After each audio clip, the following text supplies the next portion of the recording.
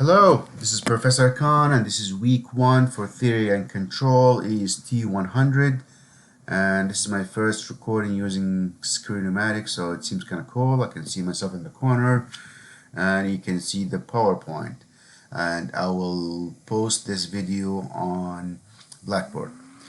Okay, so this week we're talking about electrical safety, and this is chapter 1 in the book. Please read the book. The book is very concise actually, and it's full of good information, and it's a good use, a good read also. And we will go over some of the questions in the back of the book as well. So, okay, this is what we need to learn as learning objectives: electrical current and the human body. We will learn in details what is electrical current and what is the relation of that with the human body. The types of injury that could happen from electrical current. And we'll also discuss the argument, which one is more fatal, voltage or current. We always hear that a lot. It's the current that kills you, it's the voltage that kills you, and I'll let you think about that a little bit. Procedures to be taken in event of electrical shock. What should you do? Or what is the first aid and so on. And we'll talk about grounding and some safety procedures. So let's talk a little bit about the electricity and the human body. Usually I'd like to elaborate on that because we do not make a lot of connection that the human body has electricity. So the nervous system consists of small electrical signals. Your brain connects to your muscles, whether voluntary or involuntary, using small little wires. We call them nerves, and there's electrical current going through them. Yes, it's very small. It's around the millivolts, and this is how we move muscles. And so you might think that what if I run a lot of current through the muscles? Don't you notice that sometimes you do have a lot of spasm if you go through electrical current? And if you pump your elbow the wrong way, usually it has some kind of electrical current going through it. So your nervous system has a lot of to do with electricity, and basically it's how the brain connects your body through your spine and your limbs through small little wires with a little bit of a current. So that's the nervous system. So we agree now that it's completely electrical. And second, we'll talk about plasma. So with plasma I mean the electrolytes in your blood. I don't mean the TV ionized gas. So it's it's the plasma in the blood. The blood consists of plasma and white blood cells and red blood cells. So your plasma is kind of liquid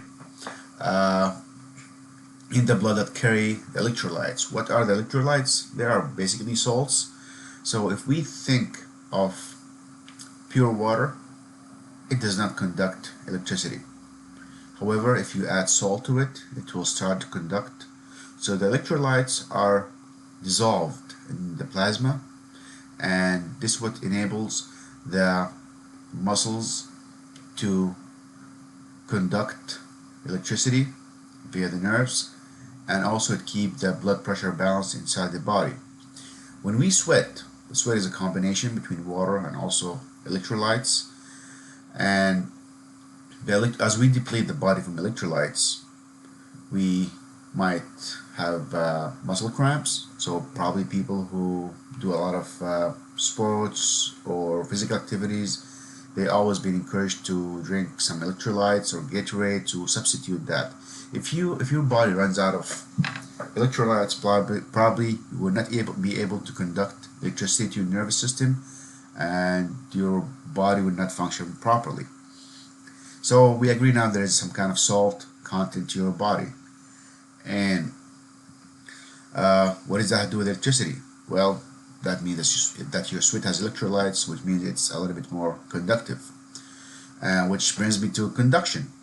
Conduction is the ability for the current, which is a charge, to go from one location to another. We talked about the example of water. If the water is pure, let me see if I can. Let's see if we have throw something. Okay. If I have a glass full of water and I put a wire here and a wire here, and let's connect this to an electrical bulb.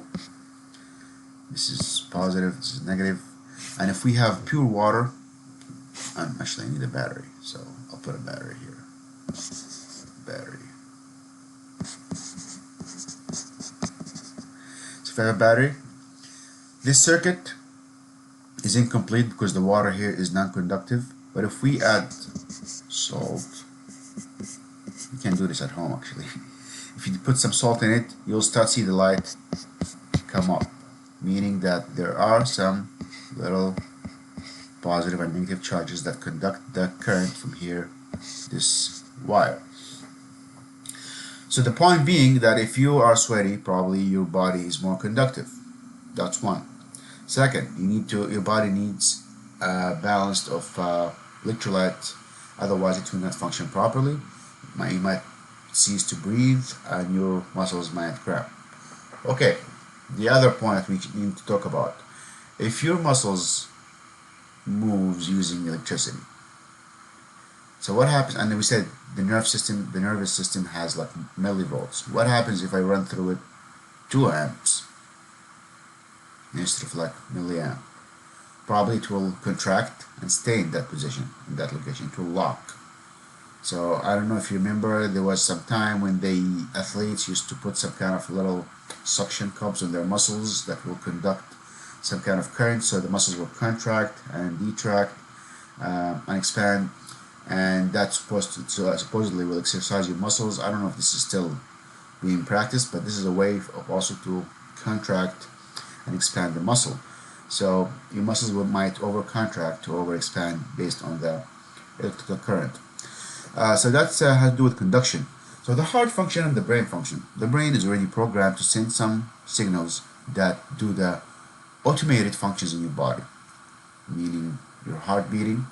Your heart stops beating since you are created in the womb, and it starts beating. That's the beginning of life, and it will keep beating until the day you do not exist anymore. And that is completely automated. There's only a few people in this world who can control, actually maybe there's not, who can control their heartbeat, but the heartbeat is completely automated. The breathing function is also automated, but you have the ability to control it within reason. Like you can hold your breath until a few minutes. I guess the maximum was 3 minutes, and after that your brain will overtake and you will breathe, because that will ensure that your body is functioning. So your heart function and your lung function is controlled by the brain through some signals, and if we interrupt these signals, you might have negative effects where you will have different kind of palpitation for the heart. You messed up the system and you messed up the whole automated system.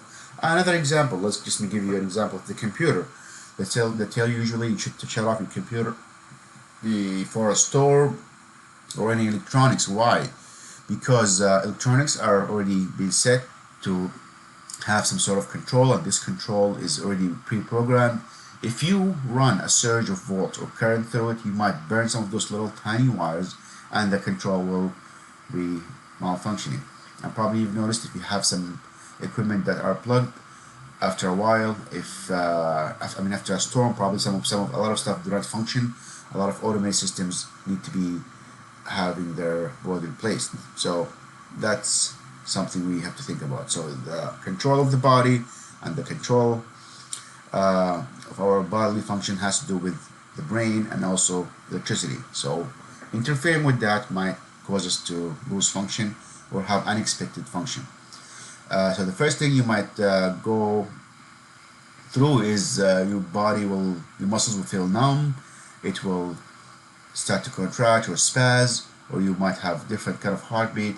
So the point being is, whenever you exposed to electricity, like you touch electricity accidentally, you should go and have your body checked, and you should go to the emergency room. So that covers the functions of the brain and the heart. Heat and ignition is another cause of electricity. So electricity does cause heat. Probably if you have a lot of current going through a wire, you probably notice that it gets a little bit hot. So whenever current goes through a wire, two things happen. The first thing is the wire will get hot. Second, the wire will be magnetized. Magnetism doesn't have that much effect on the body, but the heat does. So with when you reach a certain temperature, probably you can ignite stuff and you can burn stuff. That's why electricity does cause a lot of burns.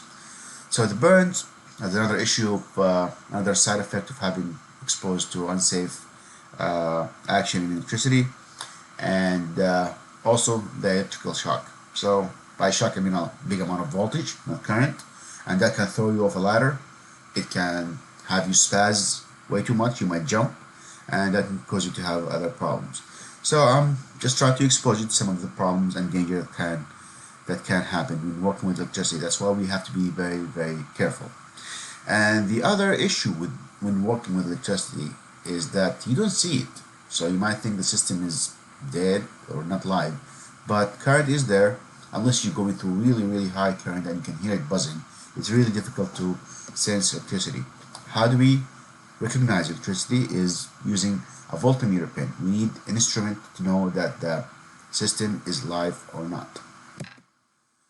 Which brings me to the second slide, which is it live or not?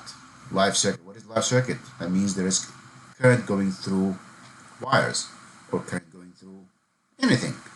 Sometimes a fridge casing is metallic. You might have a short, and that case might be energized. I mean, I'm sure at some point you have touched a computer or a TV or a fridge and it felt small tingling feeling. That is not to be ignored. That means there is a short in the circuit and the system is having extra electricity. And if the system has no ground, and we'll talk about ground shortly, that will be a problem, because that can, depending on the current and the voltage, that can cause you a shock. So is an unplugged system safe? Let's think about that. As we go through the course, you understand that a lot of systems have batteries, and a lot of systems have capacitors, which are devices that save energy, an amount of voltage, and that means even if you unplug a capacitor, it will still have some energy stored in it. And sometimes we have batteries, so do not assume that an unplugged system is safe. And sometimes for some equipment there's alternative power source, so we always have to be careful. How do we know if it's live or not? The only reason you know is measure. You have to use a multimeter or a voltmeter. So your multimeter is going to be your best friend.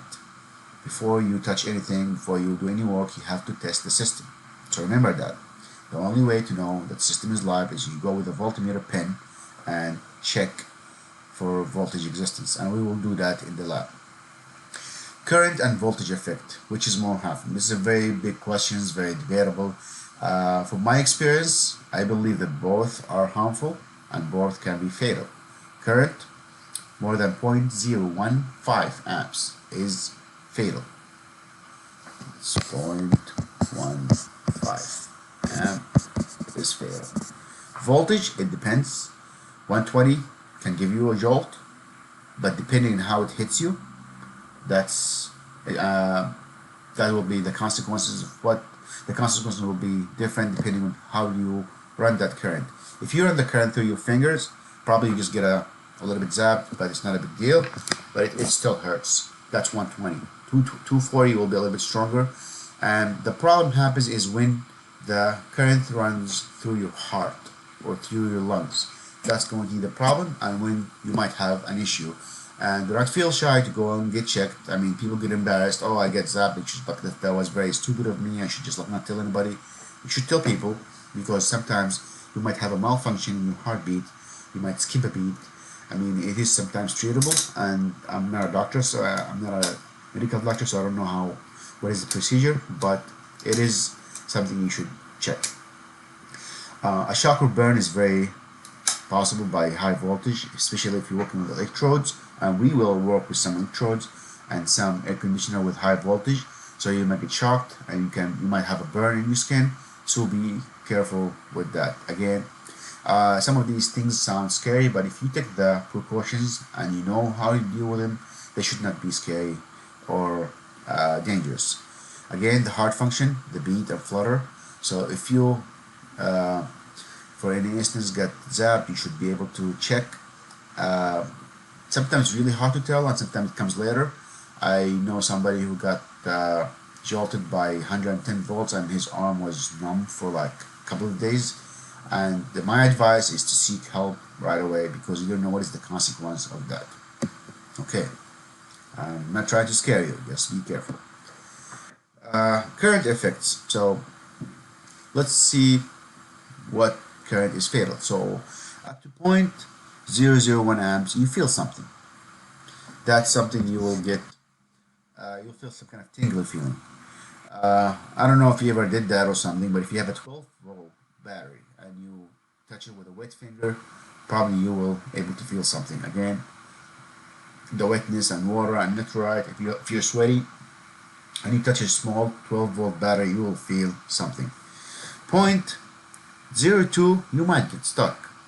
What does that mean? Your muscles will contract and will never let go, and that could be dangerous. So between this and this is the 0.015, and check on your book.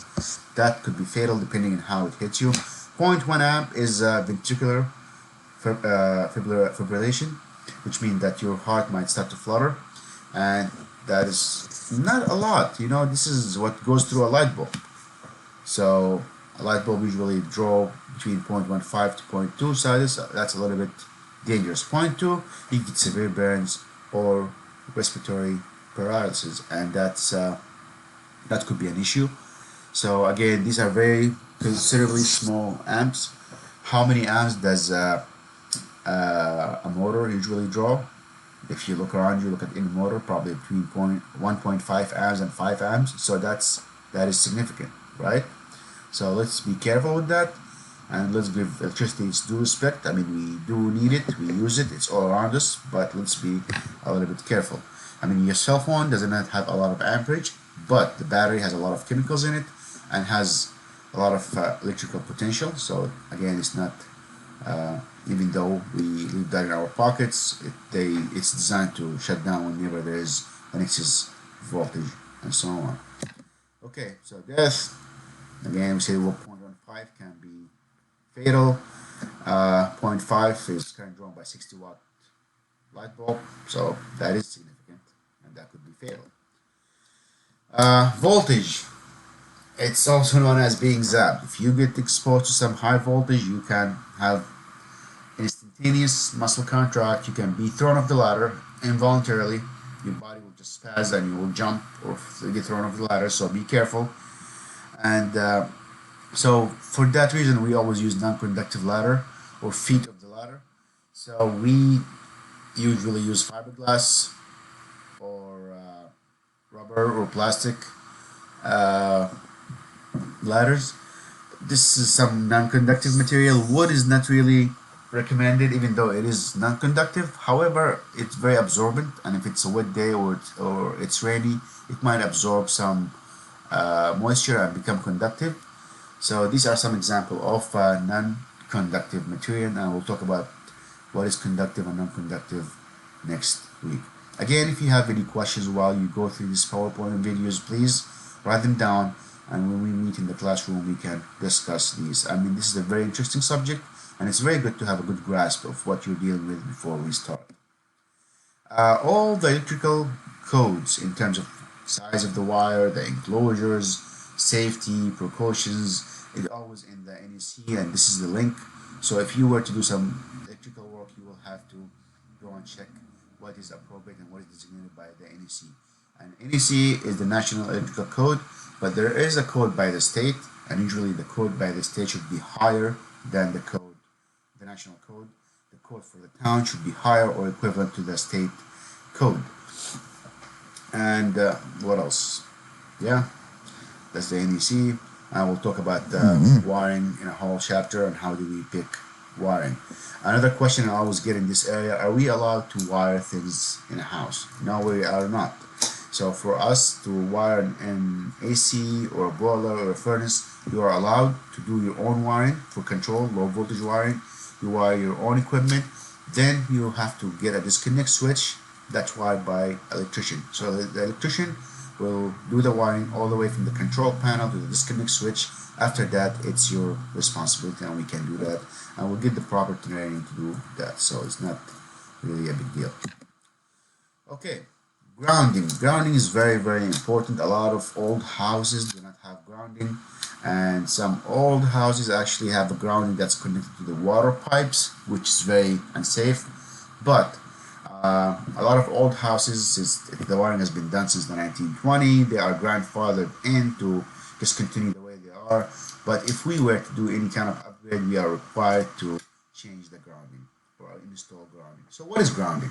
Grounding basically prevents us from having electrical shock if one wire goes out of the path. So if we look here, this is the plug, and usually the large prong is for neutral and the hot is the little one. Here is the terminal for the ground. So this is the circuit. If any of the sub wires go out of track or we have a short circuit, we should have that connected to the ground, because the ground is usually big, and usually electricity like to follow the path of least resistance. So what we see here, this object is grounded. This guy is using electrical drill. One of the wires inside the motor, inside the drill, got loose and touched the casing. The current went through his arm, through his heart, and the other wiring. And probably he was wearing insulated shoes. So be careful when you put the second arm when you're working, because you don't want to have complete path for the electricity. So touching ground, going through your heart, that's a little bit dangerous. So you do not want to be part of the circuit. So you get shocked and you get injured if you become part of the circuit. In this picture here, you see this lady is touching the toaster while one hand is touching the water, and the water is ground. So the electricity will always take the path of least resistance, and in this case it is the water here, not the wire, and this is how somebody get injured. And why usually we use a toaster? Because toasters have those little electrical heaters which can get loose, and also they have electricity going through them, and they are bare. So they are bare wires with a lot of heat, and touching them means that there is a lot of current going through them. There are new toasters now which are double insulated, which is much safer to use. Another example of how do we get injured using the improper posture. So this guy is wearing also insulated boots, but he was kneeling and the knee is touching the ground, and that's an easier path, and while doing the wiring, the current went through his body, which is very, very dangerous. Okay, moving on. So this is ground. Actually, ground is basically a rod stuck in the ground. The ground is conductive, earth is conductive, and the green usually is the ground line, either green or bare wire. So the new code calls for you to have a ground in the ground, and all the casing of all conduits should be metallic, so it will be conducted to the ground, and you have any extra or wrong wiring going to it. And this is what it looks like. And it's not really difficult to install in an old house or retrofit. Again, this is what it looks like. This is my control distribution panel. This is my disconnect switch. You see the ground wire going from the casing here all the way to the supply panel, which is that was the old practice. We don't do that anymore. And now it goes to the special ground. What is the problem of the ground going to your supply plumbing? Can somebody guess? If you have the plumbing going to your bathroom and you shower that is metallic, probably you will take a shower and suddenly you'll feel a tingling feeling. You might get zapped. You might wash your hands and get zapped. So that was not really a good practice, especially that water is conductive and water has some salt in it. So it was not a good practice, but it did work for these kind of for in the old time. To make things a little bit safer, it's better to use a ground. And if you think about it, back in the days, there were not a lot of high voltage equipment in the house. What you had, like a light bulb or a small little toaster or something like that. There were not a lot of high voltage equipment. Now we have microwave, we have ovens that are electrical, we have stoves that are electricals, large AC. So these are really high voltage equipment. So the need has changed, and the ground needs something significant. Some do's and do not. So again, this is my receptacle, my prong, hot, neutral, and ground. So if you go to work in a house that has no ground, there's always a substitute. You can buy an adapter with a fuse in case something get activated in the ground, the fuse will trip. So do not remove this prong, just buy an adapter. Again, I'm going to ask you this question repeatedly. If you have a third prong and the house you go to has no prong, you can buy an adapter from Home Depot or what have you in kind of hardware store, and it will work to kind of save you from being shocked. And again, do not neglect those little small things, they do matter. Usually when you use power tools, they consume a lot of energy. I mean, if you look in a drill through the holes, you can see sparks flying all over the place, and sometimes since it's spinning, one of the wires will get loose. So make sure that you have a power equipment that is grounded and you are connected to a ground or to an adapter. There are some equipment that are called double insulated, which means that they have extra insulation in case one of the wires get loose. So be mindful of that. Ground adapter, is it okay with power tools? Yes, it is okay if it's in the same rating. So if your power tool is rated at 5 amps, you should buy an adapter for 5 amps. Otherwise, it's going to trip on you the whole time. So that's something to be mindful of. And always, when you buy new equipment, try to read the instruction, at least the first page where it has the warning, because it has some valuable things. Okay, circuit breakers and lockouts. So before you do any work in any electrical work, what did we say we first do? We check that the system is not live. And how do we check? By using a voltmeter pin and measuring the voltage at the receptacles. And once you make sure that it's not live, you will go and lock and tag the circuit breaker. So you see this tag here? This is actually to close the circuit breaker. It goes through those 2 holes. So you shut it down, you lock it, and you put a lock on it, and you put a sign, just to make sure that you're not working something and somebody comes in the house and notices the disconnect switch is off and they turn it on. You don't want that to happen. That's really, actually, it happens more than you think. So you should be careful, lock it, and keep the key with you so nobody will energize the system. So lock and tag, and first of all, you make sure the system is not live, then you lock it and tag and inform people around you that this system is alive.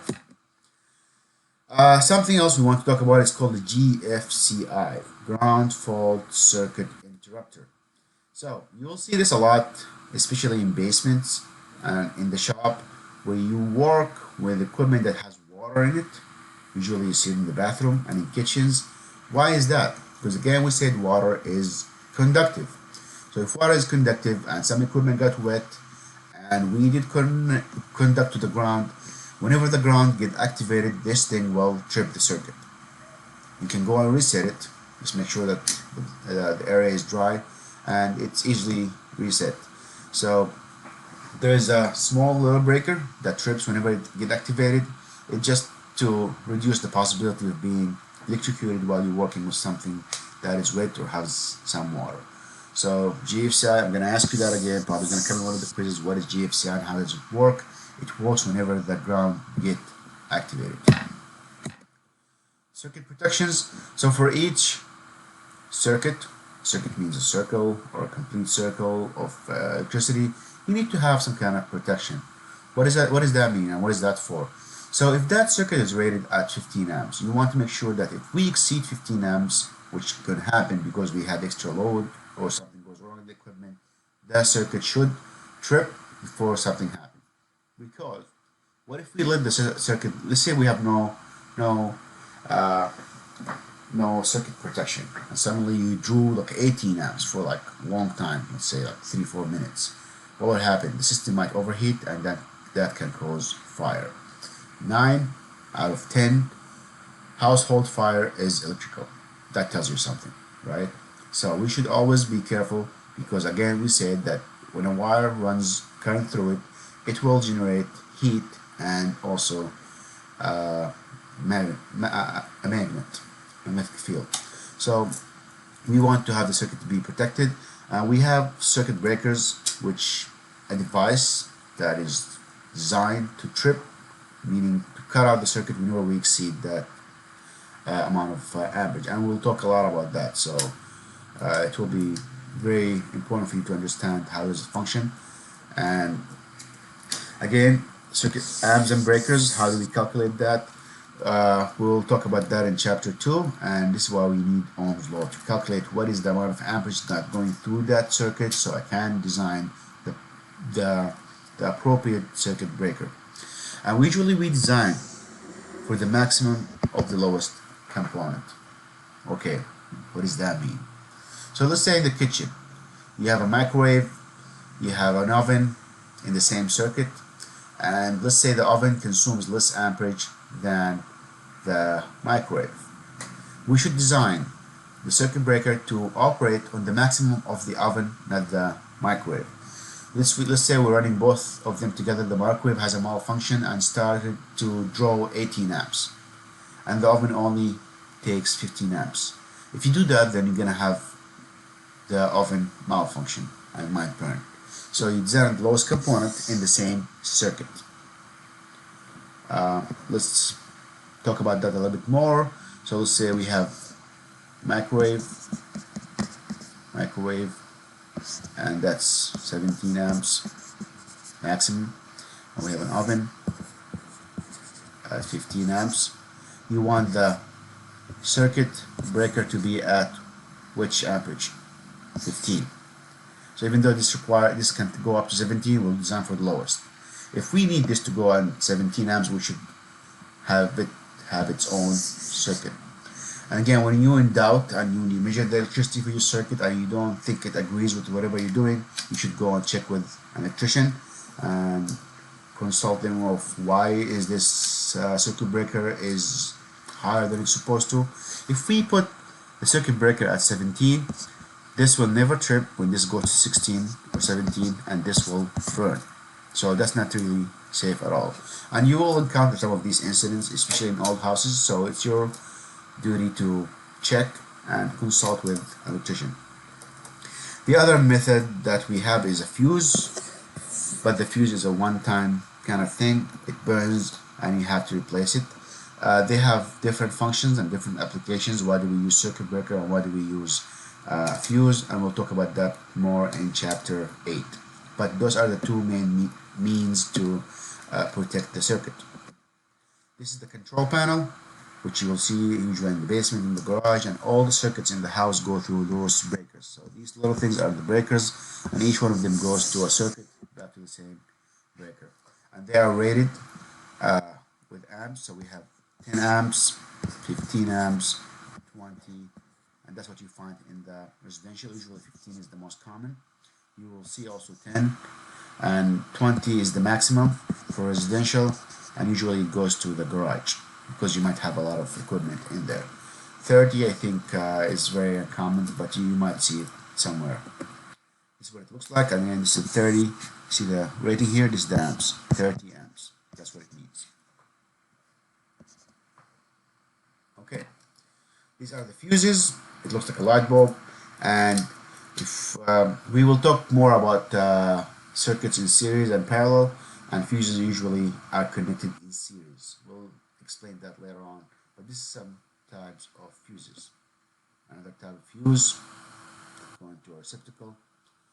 Again, we said current and heat.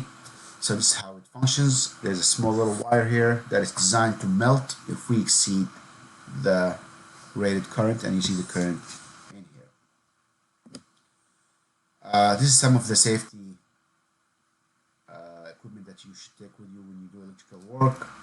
And usually you see that with a lot of electricians. We have our tags, and we have our locks for these clips, and more tags in here, and this one has the dates in it, and basically this just to prevent somebody from turning on the circuit breaker while you're working.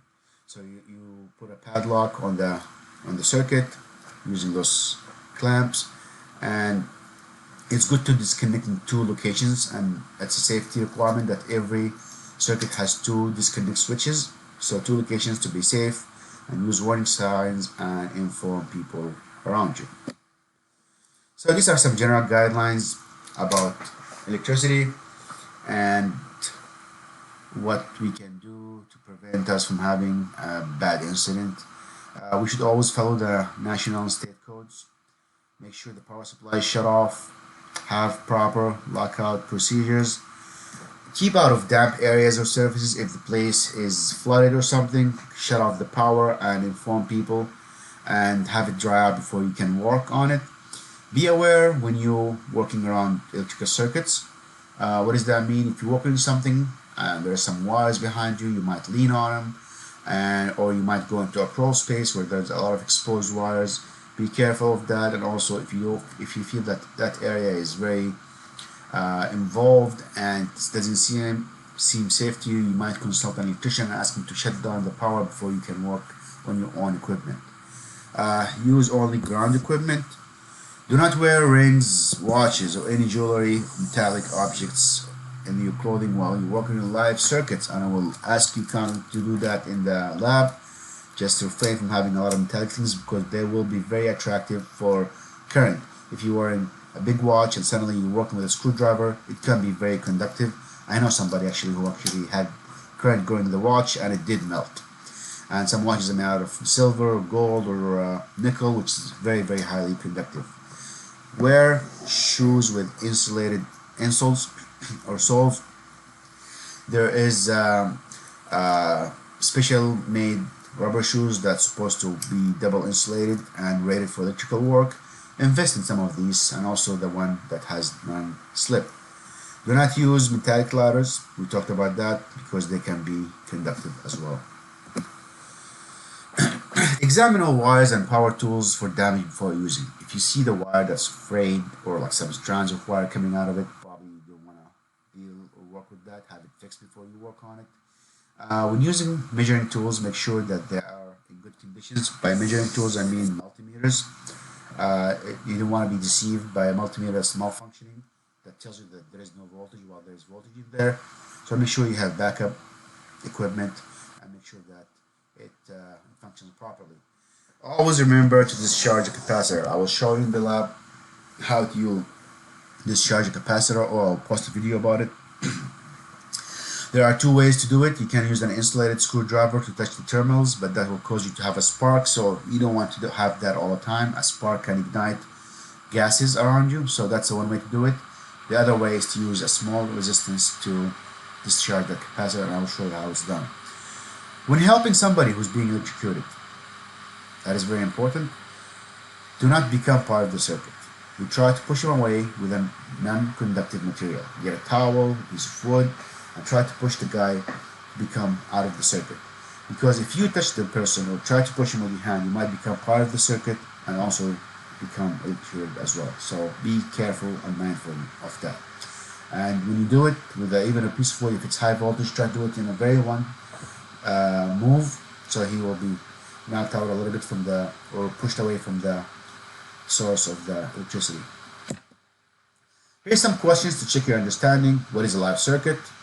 We said a live circuit is a circuit that has current going through it.